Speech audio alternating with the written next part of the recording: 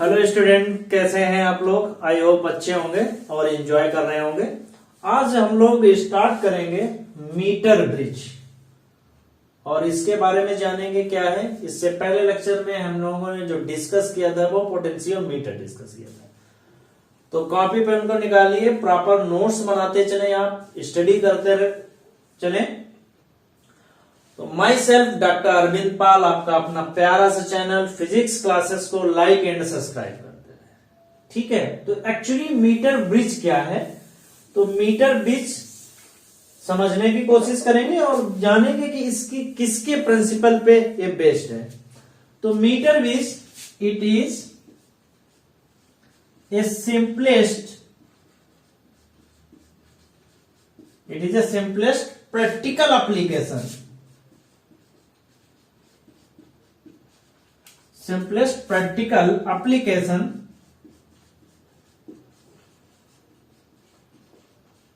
of Wheatstone bridge.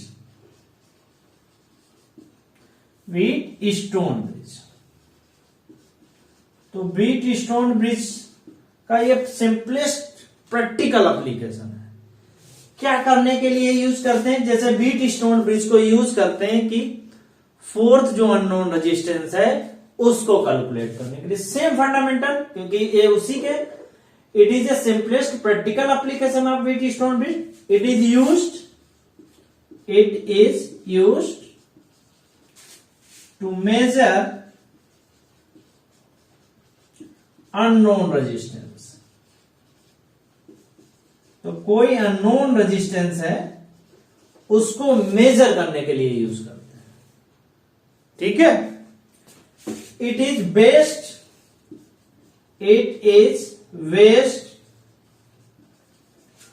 on the principle of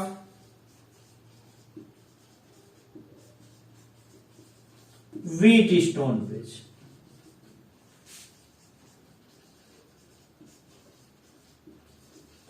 तो Wheatstone bridge के same fundamental पे application है, ये उसी पे अप्लाई होता है। तो व्हीटस्टोन ब्रिज में जनरली क्या करते थे, कुछ इस टाइप का था व्हीटस्टोन ब्रिज। मैं आपको शॉर्ट फॉर्म में बना दूंगा, क्योंकि अभी उसको हमें बनाना ये था, कुछ ऐसे था। ये पी, ये क्यू, ये आर, ये टू एस, ये गैल्वेनोमीटर, यहाँ पे कोई रेजिस्टेंस लगा देते थे, समथिंग ऐसे था, है सेम फंडामेंटल। तो ये यहां पर सेम फंडामेंटल यूज करना है। तो it is simplest practical application of Wheatstone bridge. It is used to measure the unknown resistance. It is based on the principle of Wheatstone bridge, जो कि होता है P over Q is equal to R by S। मतलब ये side की बराबर और ये साइड की, अगर ये साइड अगर बराबर है तो इसमें कोई करंट फ्लो नहीं होगी। सेम फंडामेंटल यहां पर भी। इसमें भी क्या करते हैं, इसमें भी नल मेथड क्या निकलते हैं, इसमें भी नल पॉइंट फाइंड करते हैं। इसमें क्या करते हैं, in this null point is found, null point is found. तो नल पॉइंट फाइंड करने की कोशिश करते हैं। तो इतनी चीजें तो आपके समझ में आ गई। तो अब इसका जो है वो वर्किंग पे आते हैं। ठीक है भाई, तो आई होप वर्किंग में समझ में आनी चाहिए। अगर व्हीटस्टोन ब्रिज की चीजें आपको पता है तो आई होप पता होनी चाहिए। ठीक है, अब यहां पे देखो, यहां पे क्या क्या चीजें हैं उनको नोट कर लेते हैं। देखो, ये वुडन बॉक्स है जो कितना होता है, मीटर स्केल। ये मीटर स्केल का 1 मीटर का कोई वुडन बॉक्स है। ठीक है, उसके ऊपर क्या है, ये स्ट्रिप, ये वायर है। ठीक है, वायर है।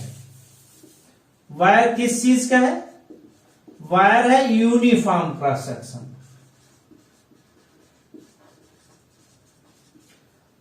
यूनिफॉर्म क्रॉस सेक्शन का कोई वायर है। किस मटेरियल का बना होगा, एलॉय का बना है।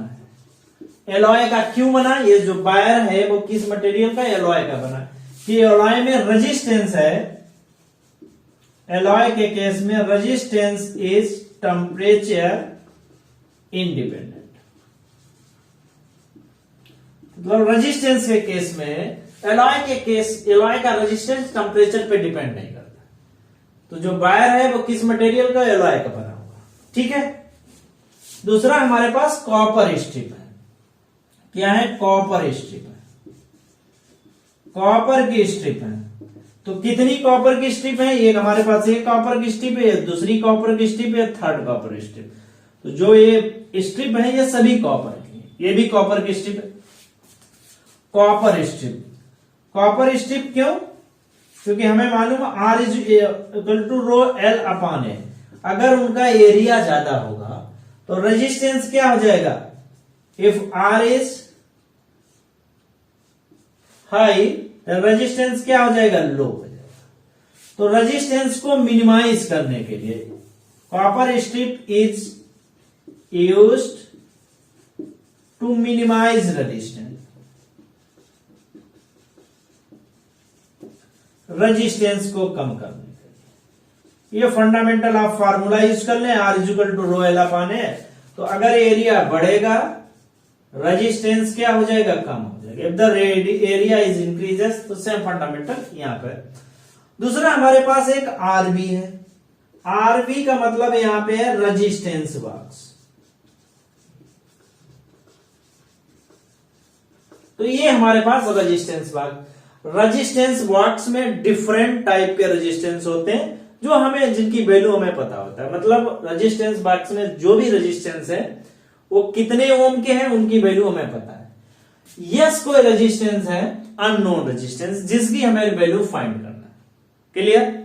तो हमारे पास क्या हो गया? एक वायर हो गया जो यूनिफॉर्म क्रॉस सेक्शन का है, जो एलॉय का बना हुआ है। एलॉय का इसलिए बना हुआ है कि उसका टेम्परेचर पे कोई इफेक्ट नहीं पड़ा। दूसरा हमारे पास जो कॉपर स्ट्रिप है, कॉपर की स्ट्रिप इसलिए ली जाती है कि उनका रेजिस्टेंस क्या, मिनिमाइज करने के लिए। ठीक है। तो 3 हमारे पास कॉपर की स्ट्रिप है। उसके बाद हमारे पास एक रेजिस्टेंस बॉक्स है।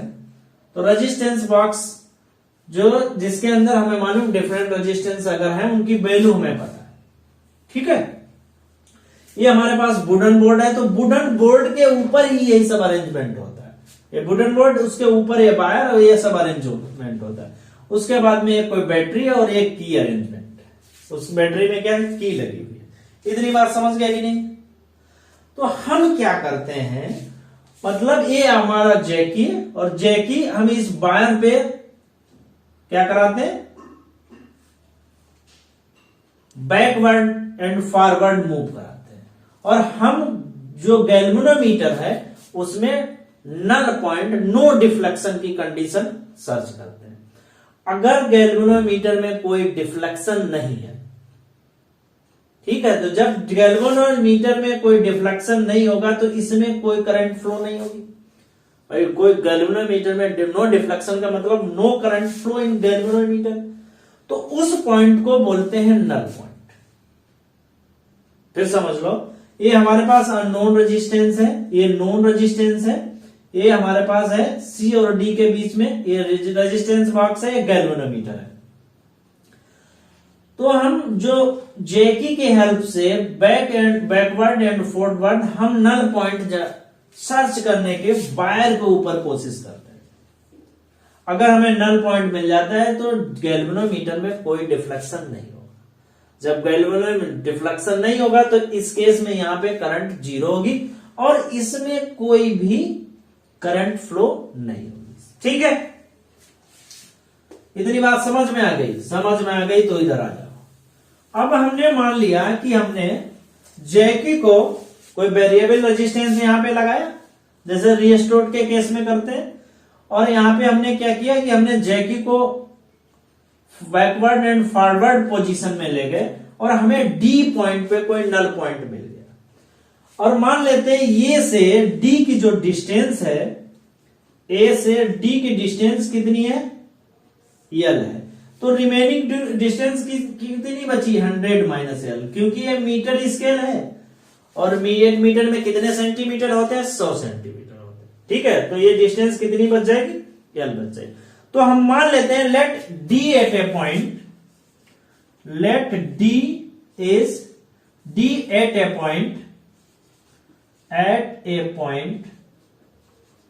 where galvanometer show no deflection। इसका मतलब है कि हमने नल पॉइंट को फाइंड कर लिया। तो डी है हमारे पास नल पॉइंट है जहां पर गैल्वेनोमीटर में कोई डिफ्लेक्शन नहीं होगा। और जब गैल्वेनोमीटर में कोई डिफ्लेक्शन नहीं होगा तो गैल्वेनोमीटर में इट मींस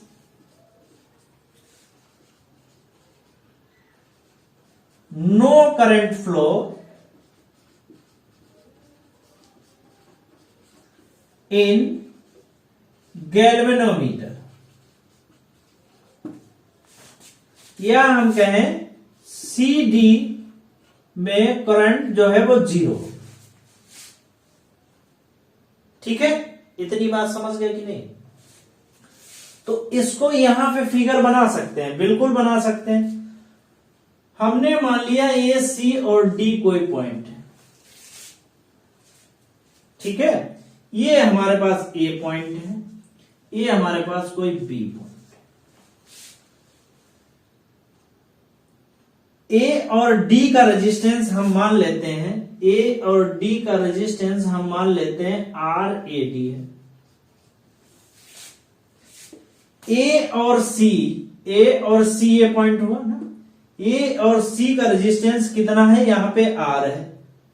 तो ये तो हमारे पास मान लेते हैं ये R रेजिस्टेंस है। C और B का रेजिस्टेंस कितना है, C और B पे पॉइंट है, उसका रेजिस्टेंस कितना S है। और ये रेजिस्टेंस हमारा कितना है, RDB। R D और B, RDB। ठीक है, और ये क्या है, गैल्वेनोमीटर। और इसके बीच में भी रेजिस्टेंस बॉक्स है, तो हम यहां पे लिख देते हैं ये हमारा RB है और ये गैल्वेनोमीटर ये कंडीशन। ये आपके पास क्या है, RB है। अब आपको मालूम है इसमें कोई करंट फ्लो नहीं हो रही है। I इक्वल टू कितना है, 0 है। I की वैल्यू कोई नहीं है, I इक्वल टू 0, तो इसमें कोई करंट फ्लो नहीं होगी। तो क्या ये Wheatstone balance Wheatstone नहीं हो जाएगा? और बैलेंस बीट स्टोन के केस में इस साइड और इस साइड की क्या हो जाएगी, बराबर हो जाएगी। ठीक है, तो हम लिख सकते हैं in case of null point 0 है, so we can write R over RAD is equal to S over RDB। Equation number first put कर सकते हैं। क्यों ऐसा किया? क्योंकि एट ए नल पॉइंट इस साइड, नल पॉइंट जब भी मिलेगा इस साइड और इस साइड की जो रेशियो है वो सेम हो जाएगा। ठीक है, अब हम मान लेते हैं, let us consider that R is the resistance, R is the resistance of per unit wire, resistance of per unit wire। R is resistance per unit length, R is the resistance per unit length, ठीक है। तो हमारे पास RAD की value कितनी हो जाएगी, RAD is equal to हो जाएगा जो भी लेंथ है और पर यूनिट में जो भी रेजिस्टेंस है। ऐसे RDB की वैल्यू कितनी हो जाएगी, RDB ये डिस्टेंस कितनी है, 100 माइनस L इंटू R। ठीक है, पुट इन इक्वेशन फर्स्ट में इसे पुट कर दो। तो जब इक्वेशन फर्स्ट में पुट करते हैं तो ये वैल्यू जो है वो कितनी आ जाएगी हमारे पास, ये वैल्यू आ जाएगी R ओवर RAD का मतलब L into R is equal to S over 100 minus L into R. तो ये कैंसिल हो जाएगा, तो एस इज इक्वल टू हो जाएगा आपके पास R into 100 minus L over L. ये अननोन रेजिस्टेंस की वैल्यू कैलकुलेट कर सकते हैं। एस इज अननोन रेजिस्टेंस, तो उसकी वैल्यू हम कैलकुलेट कर सकते हैं, इसमें कोई दिक्कत वाली बात नहीं। ठीक है, कोई दिक्कत नहीं। तो इस पे न्यूमेरिकल सॉल्व करते हैं, बेसिकली इतना भी कुछ पता चलेगा। आइए न्यूमेरिकल सॉल्व करते हैं भाई।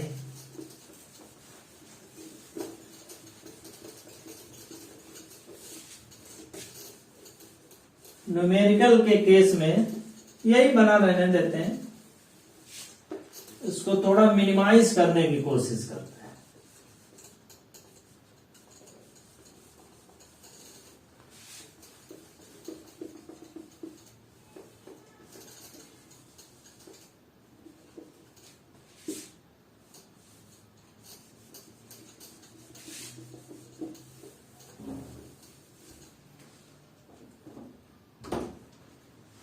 ठीक है,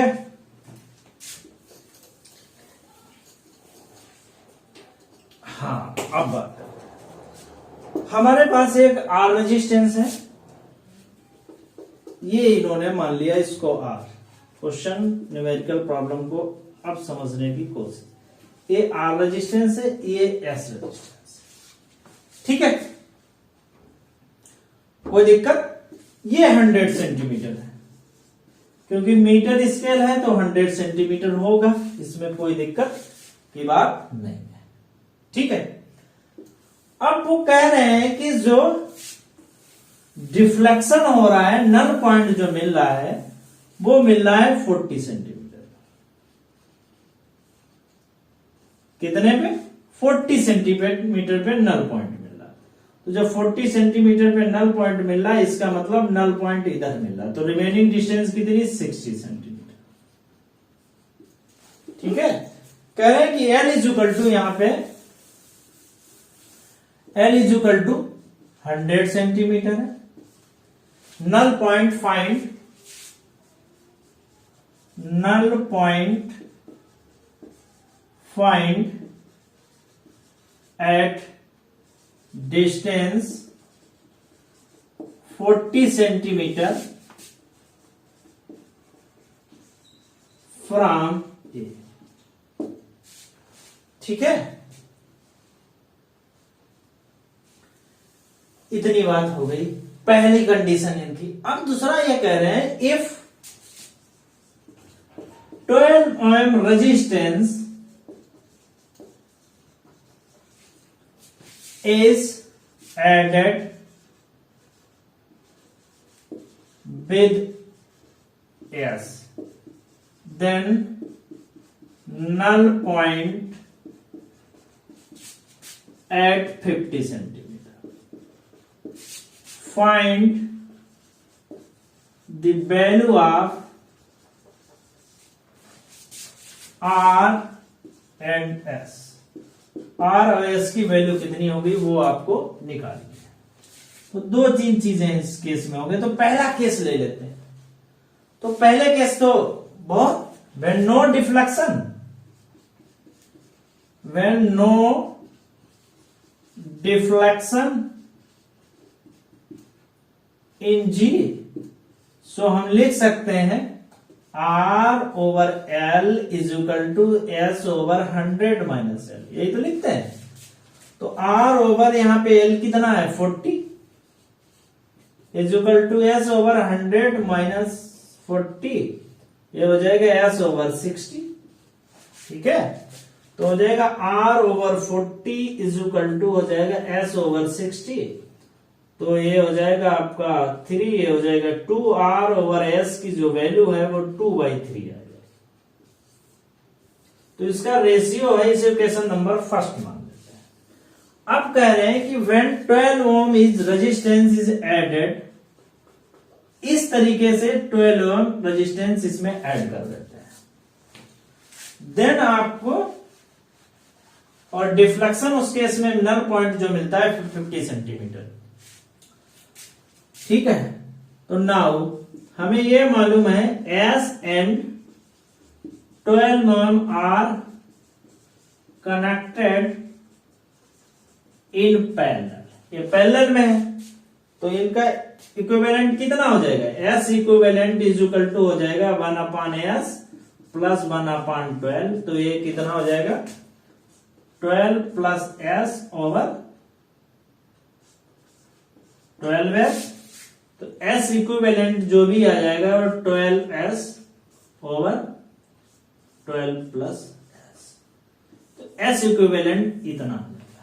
इट मीन्स ये टोटल रेजिस्टेंस अब कितना हो गया 125 नहीं है, ये s है, ऐसे लिख देते हैं। ठीक है, इसको ऐसे लिख देते हैं। ठीक है, यहां तक कोई दिक्कत नहीं होनी चाहिए। अच्छा, अब जो नल पॉइंट मिलता है कहां पे मिलता है, इसका मतलब null point now null point at 50 centimetre. तो अब ये रिमेनिंग डिस्टेंस कितनी हो गई, तो पहले केस में थी, अब नल पॉइंट यहां पे मिला, ये मान लेते हैं डी। अब जो नल पॉइंट है वो डी डैश पे मिल रहा है, डी पे मिल रहा है, यहां पे मिल रहा है, ये डी पे, डी डैश पे। तो डिस्टेंस ये भी 50 सेंटीमीटर है, ये भी 50 सेंटीमीटर है अप्रोक्सीमेट। तो हम लिख सकते हैं R over 50 is equal to S equivalent over कितना हो जाएगा 50 हो जाएगा। तो ये कैंसिल हो जाएगा, तो हम लिख सकते हैं R is equal to S equivalent. ठीक है भाई, कोई दिक्कत नहीं आनी चाहिए। एस इक्विवेलेंट, आर की वैल्यू पता नहीं है, आर ओवर एस की वैल्यू पता है, तो वी कैन राइट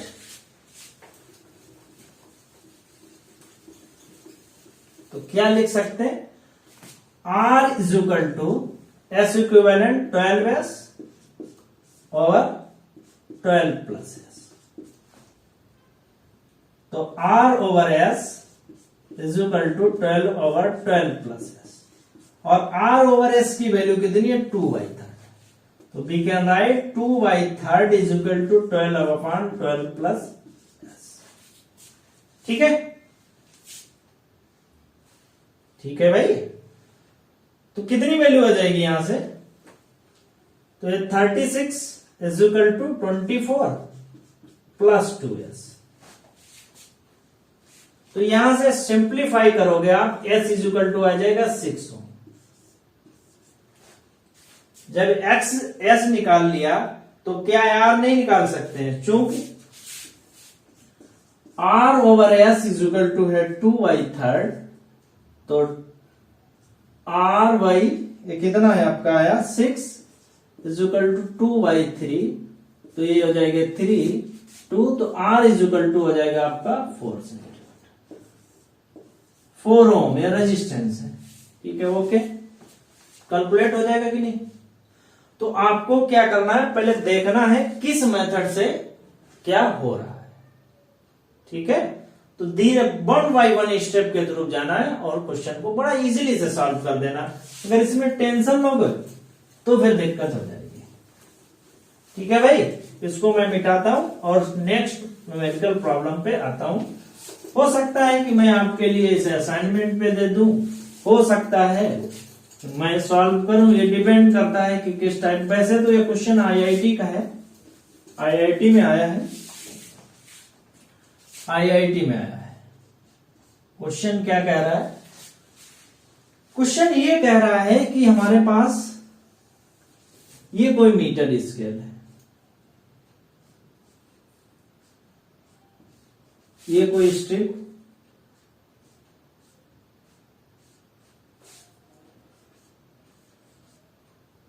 ठीक है। ये रेजिस्टेंस जो है वो R है, ये रेजिस्टेंस है जो S है। यहां पे जो नल पॉइंट जो मिल रहा है ये मिल रहा है आई थिंक ये 60 है कि 40 है, 60 है, ये 40 सेंटीमीटर। तो जो नल पॉइंट मिल रहा है वो यहां मिल रहा है ए, सी और बी। ठीक है, ये आपका डी मान लो, कोई दिक्कत थोड़ी इसमें एबीसीडी मानने के लिए, कोई दिक्कत नहीं। Null point at 60 centimetre, find R. Null point at 60 centimetre, find R. तो कोई दिक्कत नहीं, आर आप निकाल लेंगे, तो यहां से निकाल लेंगे R over 60, Wheatstone balance is S is equal to 40, तो आप निकाल लेंगे यहां से। तो R over S is equal to 6/4, ये हो जाएगा आपका 2/3। तो R over S is equal to 2/3। ये हमें रेशियो पता चल गया कि आर ओवर एस का रेशियो इतना है। ठीक है, अच्छा एस जो इज इक्वल टू दिया है वो 90 ओम, ये 90 ओम का रेजिस्टेंस है, तो और इजी हो गया। आर इज इक्वल टू कितना हो जाएगा 2/3 into S is equal to 2/3 into 90, ये कितना हो जाएगा। ठीक है, 90 ओम रख लेते हैं, तो कितना हो गया ये आपका 60 ओम। तो ये तो बड़ा सिंपल हो गया, ये 60 ओम का, ये 90 ओम का। अब इसी में इन्होंने एक पॉइंट ऐड कर दिया, कह रहे हैं if scale is measured in millimetre, if scale is measured in millimetre. ठीक है, उस स्केल में जो रेजिस्टेंस आर है उसकी वैल्यू कितनी। तो एक तो ये पार्ट हो गया, अब ये सेकेंड पार्ट की बात करेंगे। तो ये तो पहला वाला पॉइंट हो गया फाइंड आर। आप कह रहे हैं कि अगर स्केल मेजर्ड इन इसमें है तो आपको वैल्यू बताइए। चूंकि हमें मालूम है R over L is equal to, ऐसे लिख सकते हैं आर ओवर एल, और ये हो जाएगा 100 minus L is equal to 90 over 100 minus L. ठीक है, अब इसका मतलब कितना परसेंटेज जो है वो एरर होगी, या प्लस माइनस एरर के चांस कितने हैं, क्योंकि 1 सेंटीमीटर में कितने मिलीमीटर होते हैं, 1 सेंटीमीटर में कितने मिलीमीटर है, 1 centimetre is equal to 0.1 millimetre, या 1 मिलीमीटर में 1 सेंटीमीटर होता है, उल्टा लिख रहे हैं ना। 1 millimetre is equal to 0.1 centimetre, ये कंडीशन होती है। तो हम लिख सकते हैं इसे from 11th delta R over R is equal to delta L over L plus delta 100 minus L over कितना होता है, ये कितना हो जाएगा डेल्टा अपॉन 100 माइनस एल। तो delta R over R is equal to कितना लिख दें, डेल्टा एल कितना हो जाएगा, चेंज इन लेंथ, कितनी एरर के चांस है वहां पे 0.1, एल कितना हो जाएगा 60 प्लस 0.1, ये कितना हो जाएगा आपका 40, तो ये 600 या 400। ठीक है, तो delta R over R is equal to कितना हो जाएगा, ये आप 1200 ले लें, ये आपका 2 हो जाएगा, ये आपका 3 हो जाएगा, ये हो जाएगा 5 अपॉन इतना हो जाएगा, इतना ही होगा ना, 6 दूनी 12 और 4 तियां, ये 5 दूनी 10, 5 चक्कू 20, 240, 1/240। तो delta R is equal to हो जाएगा 244 इंटू 60, 244 इंटू आर, तो आ जाएगा 124 इंटू 60, ये हो जाएगा 4, तो 1/4 का मतलब हो गया 0.25, ठीक है, 0.25 ohm. So R is equal to कितना हो जाएगा, R is equal to R plus delta, और R कितना निकाला 60 प्लस माइनस 0.25। इतने एरर के चांस हो सकते हैं, प्लस माइनस इतना रेजिस्टेंस हो सकता है। तो 2 क्वेश्चन मैंने करा दिए, इसमें बेसिकली सिंपल टाइप के क्वेश्चन ही आते हैं तो करा दिया, और भी इसमें कोई ऐसे न्यूमेरिकल प्रॉब्लम नहीं आती है। तो आज लेक्चर को यही फिनिश करते हैं, नेक्स्ट मिलते हैं how to convert voltmeter into galvanometer and galvanometer into voltmeter. ठीक है, इंटरेस्टिंग लेक्चर है। शंट रेजिस्टेंस क्या, उस केस में क्या यूज है, ये सब जानेंगे। और लेक्चर को आज फिनिश करते हैं। आई रिक्वेस्ट कि चैनल को लाइक करें, सब्सक्राइब करें, शेयर करें और दोस्तों से डिस्कस करें। Thank you so much.